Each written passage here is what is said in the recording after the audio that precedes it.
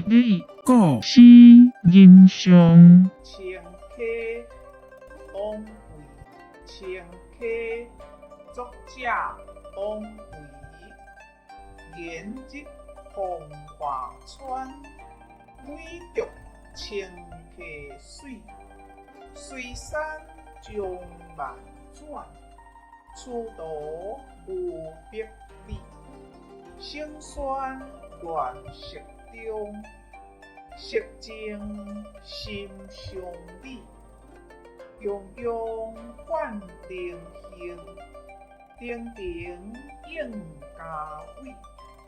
我心所依含，青春淡如水，清流换色相，水调将意义。谢谢您的观赏。希望您会喜欢我为您制作的影片，请支持我，点击 subscribe， 然后再单击小铃铛。